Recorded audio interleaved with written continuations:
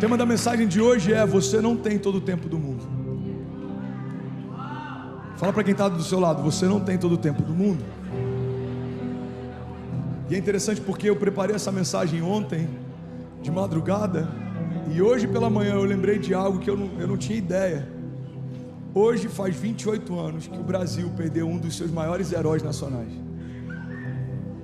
28 anos atrás, o Brasil se despedia de Ayrton Senna.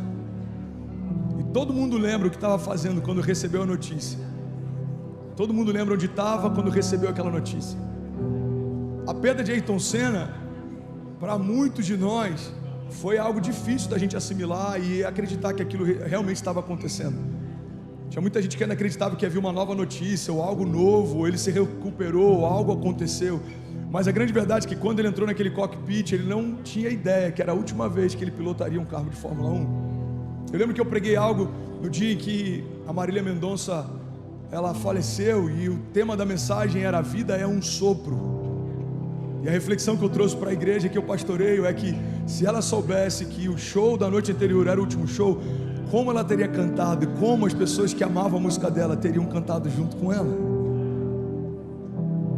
Ela fez um stories antes de entrar no avião, comendo uma comida horrível, e ela brincando: gente, eu queria estar comendo comida mineira, olha o que eu estou comendo.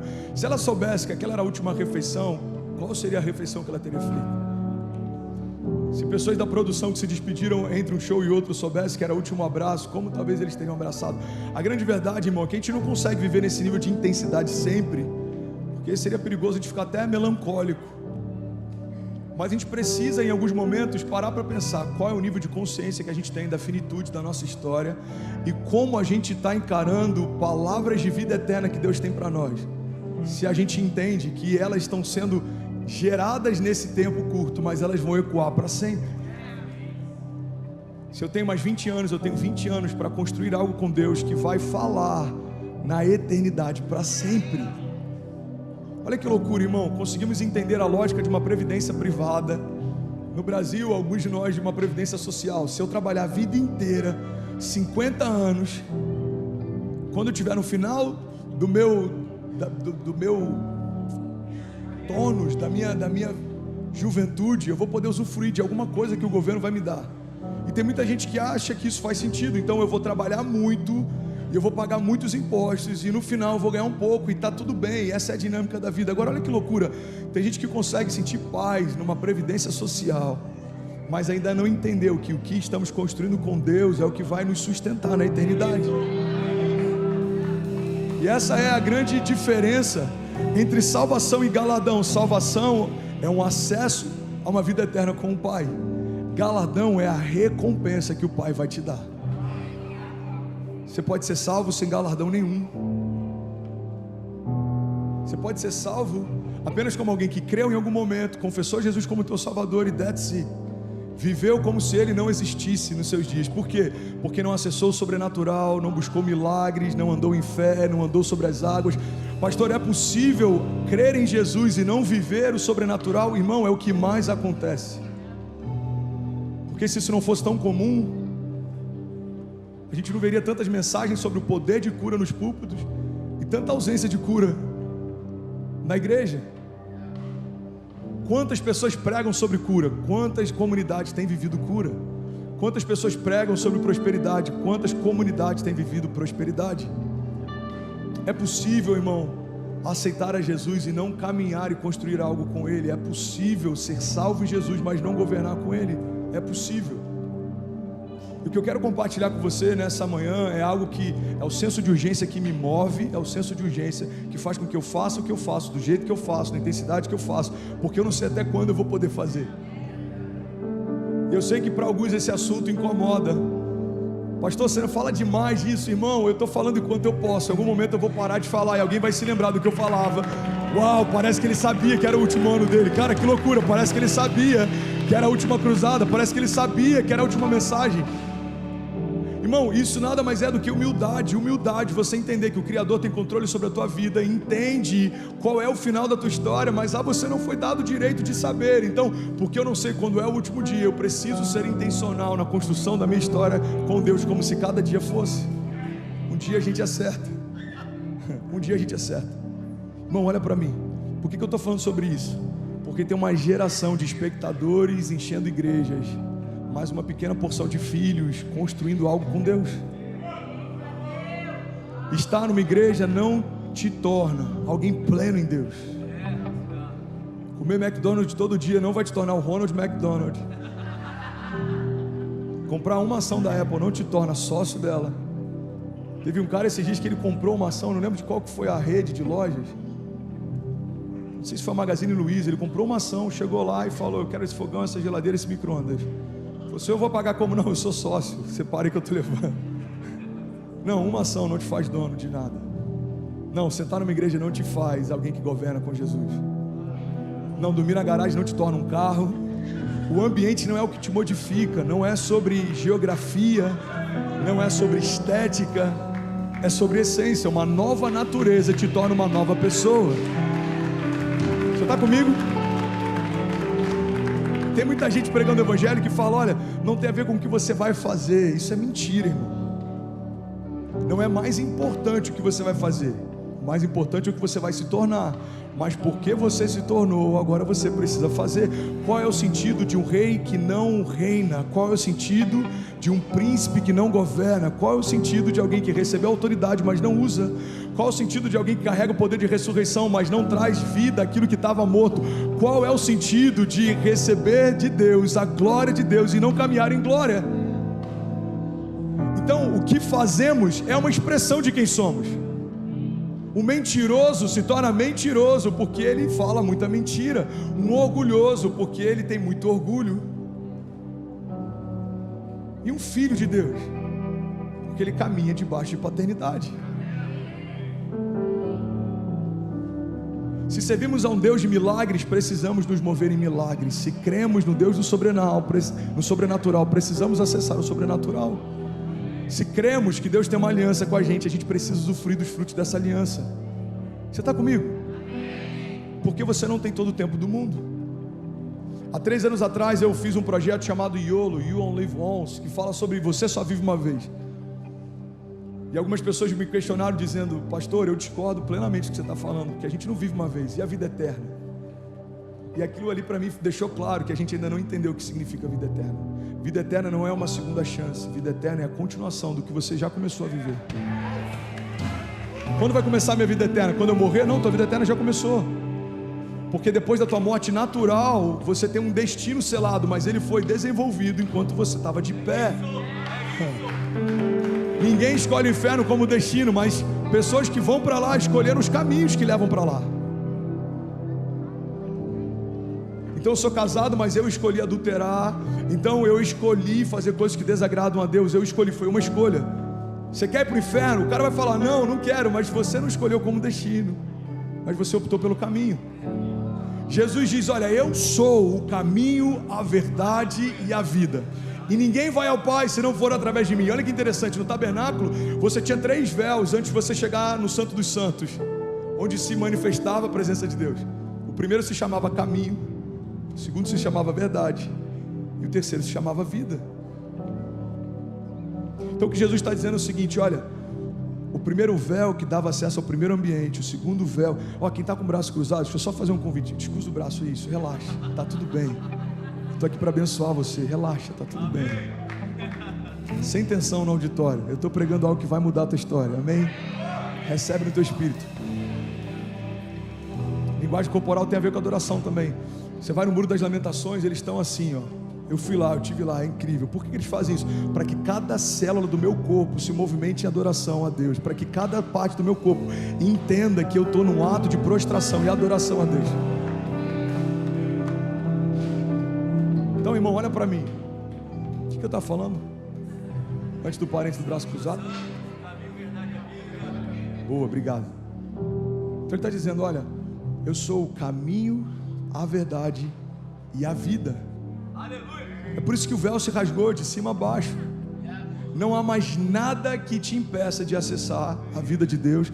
Não há mais nada que te impeça de se tornar um com o Pai. Não há mais nada que te impeça de acessar a santidade e a glória de Deus. Então Jesus está dizendo: eu sou o caminho que leva até lá. Eu sou o caminho que leva até lá. Então quando você escolhe o caminho, você selou o destino. Você escolheu Jesus, o céu é o teu destino.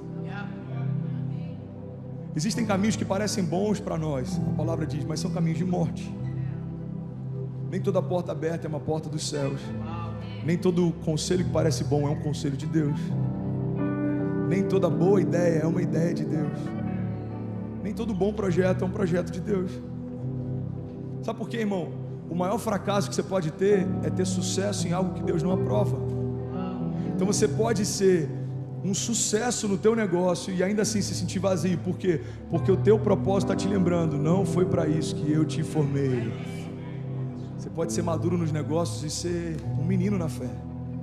Olha que loucura, irmão. Tem homens que são homens de Deus, maduros na fé, e talvez são meninos nos negócios. A pergunta é, e daqui a 30 anos, quando os negócios não fizerem mais sentido, o que vai continuar ecoando? E quando o dinheiro não puder comprar mais nada, o que vai chancelar você?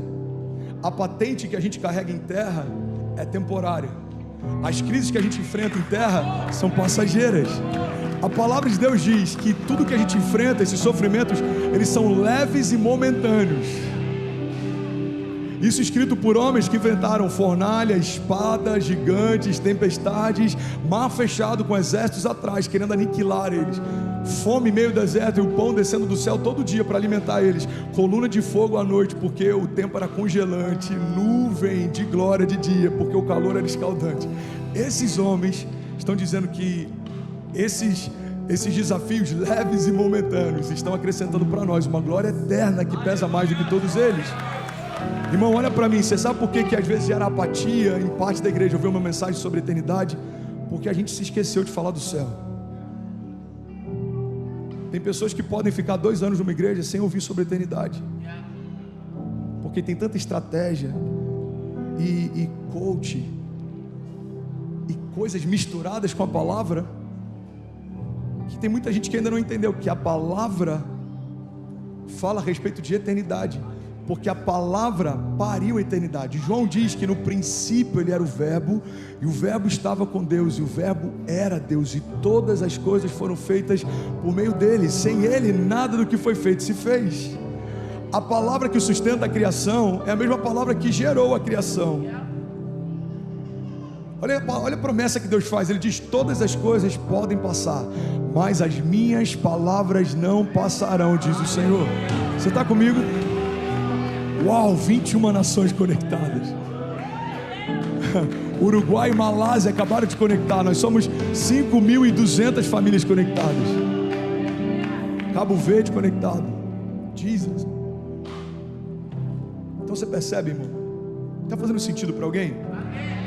Eu quero incendiar você, mas eu sinto de fluir de uma forma quase que didática antes da gente entrar nesse ponto. Uma conversa com os pastores ontem me trouxe para esse lugar. Eu falei, eu preciso falar sobre isso. E a pergunta que eu fiz para eles é a pergunta que eu quero fazer para você.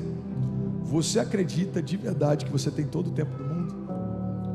Porque se você não acredita que tem todo o tempo do mundo, me explica o porquê da velocidade, da intensidade que você está se dedicando com o teu chamado. Alguém que tem 40 anos, 50 anos, 30 anos, 20 anos, e ainda não começou a se mover com pressa, eu coloco entre aspas, para construir com Deus aquilo que Deus disse que quer construir com você, é alguém que acredita, no final das contas, que tem todo o tempo do mundo. Porque se você entendesse que talvez você só tenha mais 5, ou 10, ou 50, ou 60, ainda é pouco para viver tudo que Deus quer fazer com você. É pouco. Se Deus falasse, você ainda tem 50, uau, 50, eu preciso correr. Porque tem nações que eu quero tocar, tem lugares que eu quero ir, tem experiências com Deus que eu quero viver, tem cruzadas na África que eu quero experimentar, tem coisas em Deus que eu quero, tem orfanatos que eu quero poder construir, tem hospitais em lugares que não tem, que eu quero poder de alguma forma contribuir. Eu quero construir uma história que ecoe na eternidade, porque quando tudo isso passar, são essas coisas que vão falar por mim, sabe? Os céus, eles se movem através de hierarquia e patentes também. Deve ser muito triste ser alguém de autoridade entre os homens, mas sem nenhuma autoridade nos céus. Deve ser muito triste, irmão, ser servido em tudo, ser mimado por Deus em tudo. Deus te dá a graça para gerar recursos e você ter conforto. Deus te dá graças para ter unção criativa e você criar mercados que não existem, você liderar em mercados que não existem. Mas nos céus, a sua patente ser só de alguém que foi salvo e nunca viveu o chamado eterno que tinha. É por isso que a gente vê pessoas simples, algumas nem sabem falar direito, mas são extremamente usadas por Deus. Por quê? Porque entre os homens são simples, mas nos céus carregam autoridade, eles abrem a boca e coisas acontecem. Pessoas que tiveram um encontro com Deus, pessoas que carregam algo de Deus, pessoas que entenderam que aquilo que está sendo acumulado nos céus vai falar para sempre, aquilo que está sendo acumulado na terra vai durar por um tempo. Irmão, olha para mim. Estava falando com os pastores ontem, alguns são bem sucedidos nos negócios. Eu falei, irmão, não esquece, a tua herança vai ficar para alguém, mas o teu galardão é a recompensa que Deus vai deixar para você. Então você pode acumular milhões, você só tem alguns anos para usufruir, mas o seu galardão você vai ter a eternidade para usufruir. Você está comigo? Faz sentido? Então eu estou aqui para chacoalhar você e te lembrar que você não tem todo o tempo do mundo. Não, irmão, você não tem todo o tempo do mundo para começar a se mover, você não tem todo o tempo do mundo para começar a caminhar com Deus, você não tem todo o tempo do mundo para se envolver com suas promessas, você não tem todo o tempo do mundo para se preparar para aquilo que Deus prometeu, você não tem todo o tempo do mundo. Deus disse que você ia ser usado na palavra, você ainda não mergulha na palavra, você é imprudente. Deus disse que vai te usar através de cura, você ainda não é ativado no profético, você é imprudente. Deus disse que você vai fazer parte de um avivamento, você não está em meio às conferências proféticas, você não está no carisma, você não medita na palavra, a única porção da mensagem que você ouve são os 40 minutos que eu prego no domingo, você é um imprudente. Você está comigo? Eu não quero te ofender, eu quero te pastorear, porque eu vou prestar contas daquilo que eu prego. Você sempre me ouve falar sobre uma pregação que fala a respeito do triunfo, o triunfo de Jesus sobre o inferno, o triunfo de Jesus sobre o pecado, o triunfo de Jesus sobre os principados e potestades. Mas entender que Jesus triunfou não me torna um triunfalista. Eu não acho que vai terminar tudo bem, porque vai terminar tudo bem. Não, vai terminar tudo bem se Jesus for o centro da construção da minha história. Tem gente que acha que isso é positivismo. Não, positivismo é achar que tudo vai ficar bom porque eu acho que vai ficar bom. Isso é positivismo, isso é otimismo. A fé não é achar que vai ficar bom, é saber que vai terminar tudo bem, porque eu sei quem escreve a minha história. Então você percebe que é muito sutil e às vezes até se parecem. A diferença é que um é sentimento e outro é convicção. Um está pautado em algo passageiro e outro está pautado em algo eterno. A palavra fala sobre dois homens que têm dois tipos de construção. Um edifica uma casa sobre a terra e outro edifica uma casa sobre a rocha. E a Bíblia não fala da edificação da casa em si, mas a Bíblia fala da edificação dos pilares. A Bíblia não está apontando, irmão, para aquilo que você constrói, onde todo mundo consegue ver. Uau, isso é muito forte. Jesus está chamando a atenção de uma construção que você faz num ambiente onde ninguém vê. Então tem gente que está falando, eu não vou gastar tempo com aquilo que ninguém vê, porque eu quero deixar logo claro aquilo que todo mundo vai ver. O problema não é quanto tempo você demora para construir, a questão é quanto tempo vai durar o que você construiu. Você está comigo? Então guarda isso, irmão. Quando eu vou para o Brasil e me derramo lá, fico sem voz, prego sem receber R$1. Eu gosto de frisar isso, porque tem gente que deve falar, mas também você vai para lá, tinha 7.000 pessoas em BH da última vez, tinha 5.000 e poucas pessoas em BH nessa terça, eu não recebi R$1 para ir. Eu levei um acompanhante, eu paguei 3.000 e poucos reais de passagem dele, e eu vendi 3.000 e poucos reais de livro. Eu volto para casa, muitas vezes sem R$1 de oferta, mas com 200, 300 novos começos, irmão. É isso que fala por mim na eternidade. O meu gerente do banco não viu nada extraordinário entrando na conta, mas nos céus o meu nome foi falado. Você viu o Fernandes? Cara, ele está entregue. Ele está começando a entender.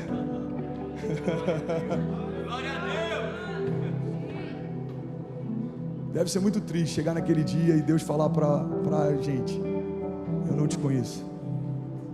Como alguém que criou você, e como diz a palavra, sabe cada folha que cai da árvore, um fio de cabelo que você tem, chega ao ponto de dizer que não conhece você.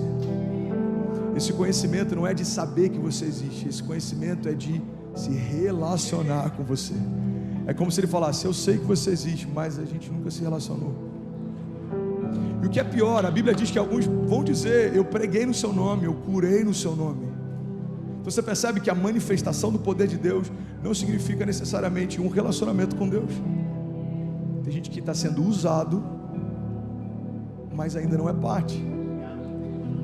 Como isso acontece, pastor? Porque a unção é irrevogável. É por isso que um homem adúltero pode continuar fluindo em milagres. Irmão, unção é irrevogável. Você recebeu, não vai ser tomado. Então você pode se perder na tua santidade e ainda assim está sendo usado por Deus. O problema é que muitas vezes a gente associa alguém usado por Deus como alguém aprovado por Deus. A aprovação não tem a ver com o uso de Deus. Faz sentido? Então a gente olha alguém: uau, esse cara é muito usado, ele foi aprovado por Deus. Não, é alguém que recebeu algo de Deus e Deus não vai tomar. A unção fala sobre milagres de cura. A unção vai fazer você pregar melhor. A unção vai fazer você orar melhor. A unção vai fazer você fluir com mais autoridade. Mas tudo isso ainda fala sobre algo passageiro. A cura do corpo, ela tem limite. A sua pregação tem limite. Então entre a unção e a glória, fica com a glória. A unção passa. Alguns vão dizer: uau, o ministério do pastor André é uma benção, a pregação dele era ungida, a minha pregação tem prazo de validade, vai ter um tempo em que eu não vou estar mais aqui, a minha voz não vai mais ecoar, mas aquilo que eu estou construindo com Deus na eternidade vai continuar pulsando. Você está comigo? Você está comigo de verdade? Você recebe isso? Fala para quem está do seu lado: irmão, você não tem todo o tempo do mundo.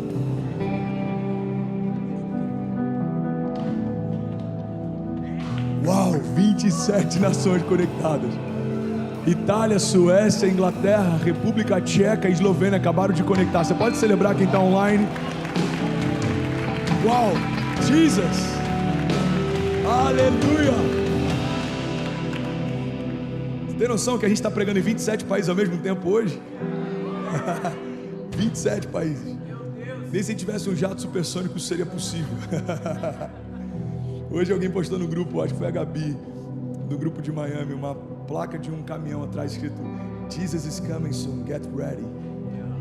Jesus está vindo em breve, esteja pronto. Os militares entenderam algo que parte da igreja ainda não entendeu: esteja pronto.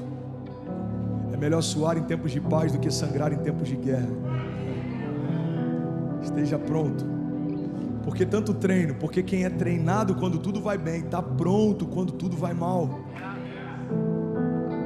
Olha que poderoso isso, irmão. Está tudo indo bem, se envolve, mergulha. É quando normalmente a gente descansa. Quando tudo vai bem, é quando a gente tira as armaduras de guerra, relaxa. É nesse momento que reis caem. A Bíblia diz que era primavera, tempo em que os reis iam para a guerra. Davi decidiu ficar no palácio. Davi não estava no lugar que deveria estar e por isso acessou coisas que não deveria acessar. Irmão, tempos de paz são tempos de preparo, tempos de guerra são tempos de governo. Não tem tempo de descanso. A minha escola foi uma escola tradicional. Fui batizado na Assembleia de Deus, me converti na Assembleia de Deus, casei na Assembleia de Deus. E aí Deus me transicionou para a Lagoinha.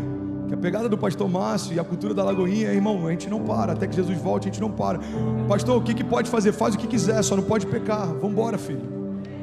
Se você for falar para o pastor Márcio que você está cansado, ele fala: filho, você está em pecado? Por quê, pastor? Porque pecado cansa.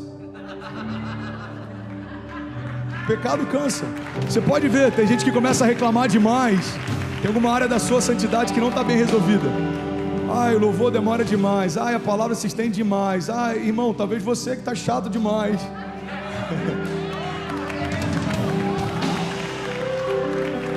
Eu sei que eu posso perder 20% de quem está aqui ouvindo, mas os outros 80% vão para um novo nível. Amém? A gente tem que ir para um novo nível, irmão. Chega. Mimimi Church, como diz o Leandro Barreto. Final de cada culto: pastor, acho que estendeu demais. Ai, irmão, Netflix, a gente fizeram uma série. Super Bowl, a galera viaja e fica horas esperando no parque antes de entrar no estádio. Copa do Mundo, no Japão, a gente acordava de madrugada. Olimpíada, uma galera metia um caô no trabalho para poder assistir alguma coisa que queria. Não estou me sentindo bem. Mentira, você está assistindo lá o Phelps, você está vendo sei lá o quê. A grande verdade é que a gente prioriza o que a gente valoriza. Então a gente tem tempo para tudo, mas não tem tempo principal. Então os cultos são mais curtos, as palavras você tem que correr 20 minutos, é o tempo que essa geração consegue ouvir. Não, irmão, e se for a última mensagem, deixa eu receber tudo que eu posso, enquanto eu posso.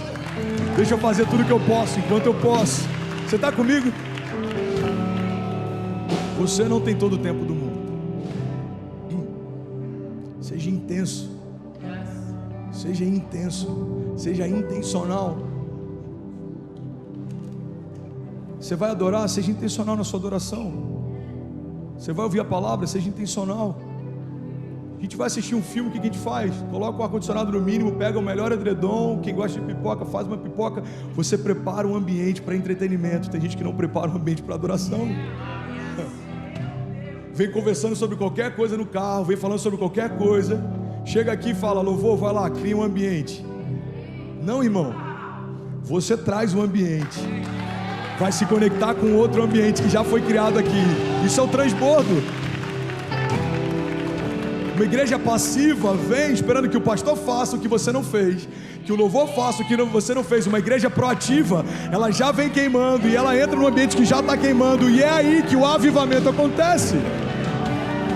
Foi assim que aconteceu em Atos, foi assim que aconteceu em Azusa, foi assim que aconteceu no Brasil nos anos 90, é assim que vai acontecer em Miami, no sul da Flórida.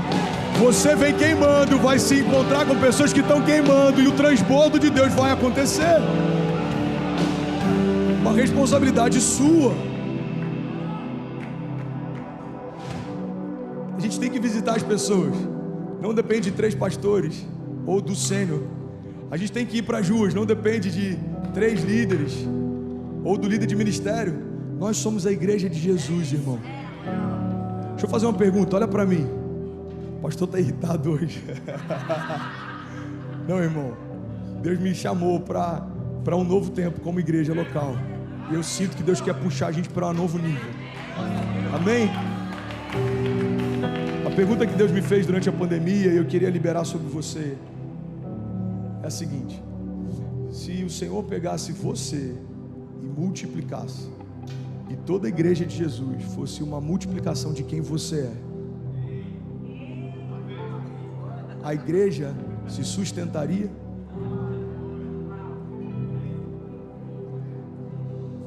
Olha que forte isso, cara. Porque eu sempre tenho uma opinião sobre o outro, mas e se os outros não existissem e Deus fizesse uma multiplicação de mim? E se o meu nível de generosidade, a partir de agora, fosse a generosidade de toda a igreja? As igrejas fechariam, aumentariam, se sustentariam, os pastores teriam que ser dispensados, o louvor teria que ser dispensado, a luz continuaria sendo paga, os missionários seriam enviados.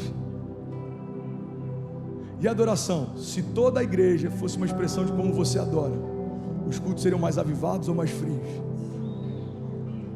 Os cultos seriam apaixonantes ou entediantes?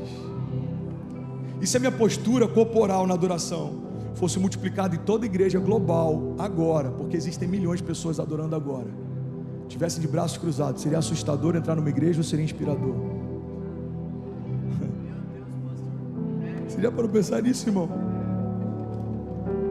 E se o meu nível de entrega fosse multiplicado, a igreja seria mais apaixonada ou a igreja seria mais omissa?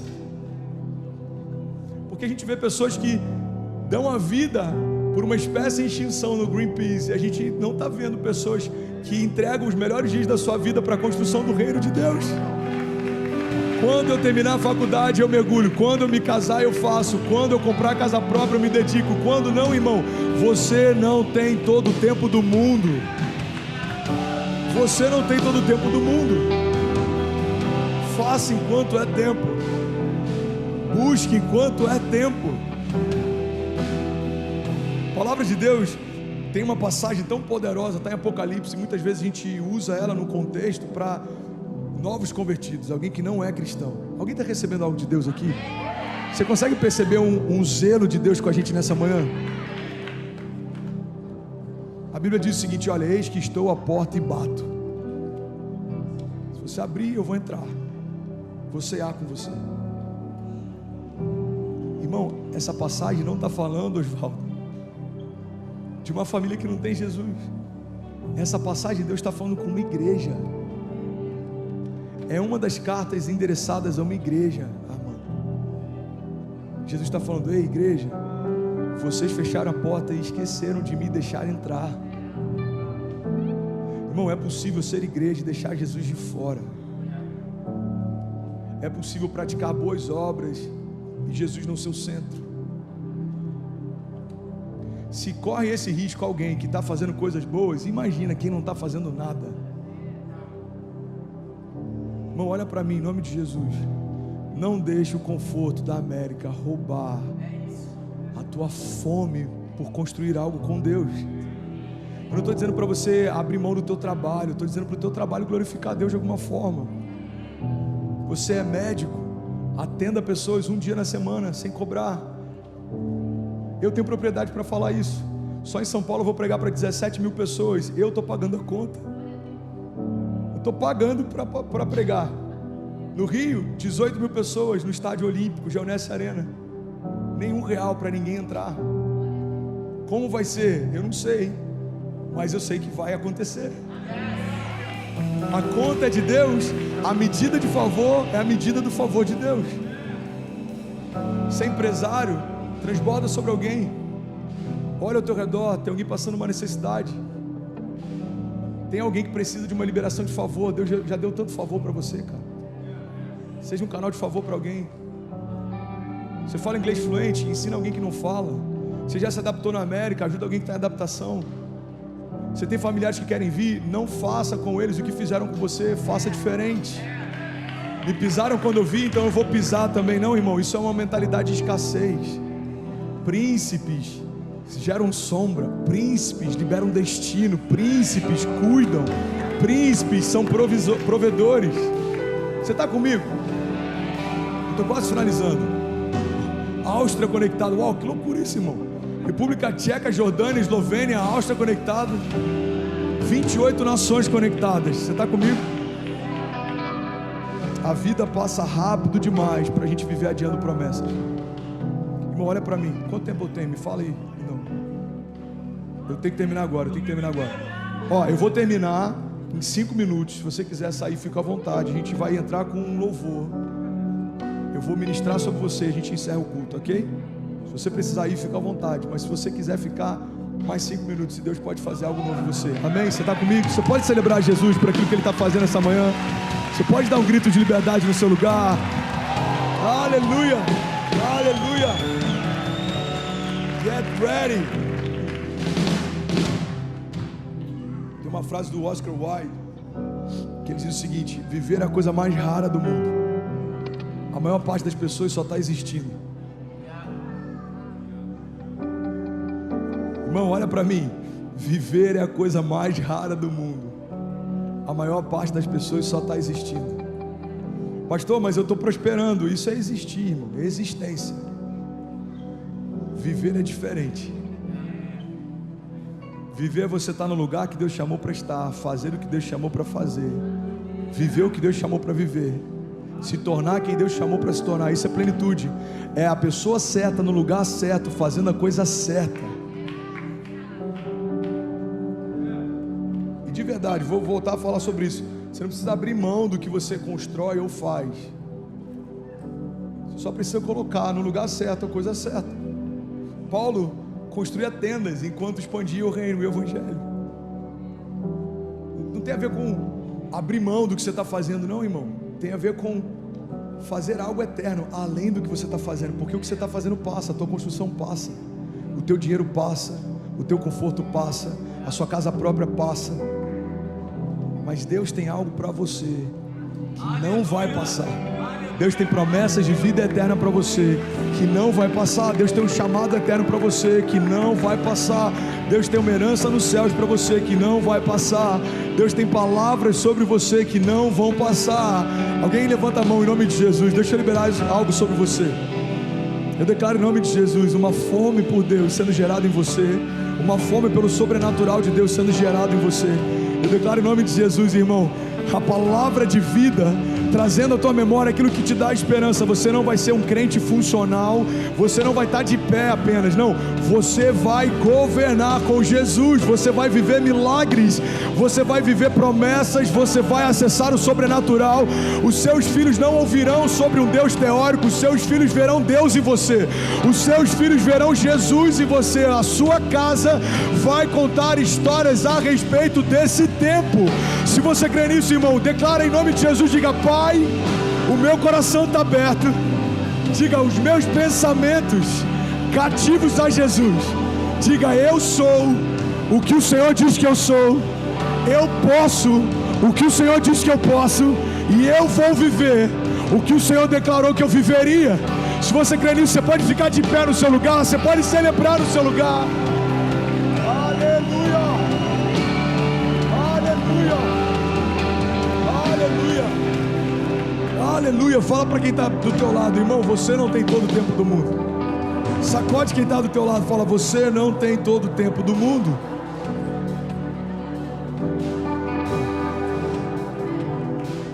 Guarda isso, irmão.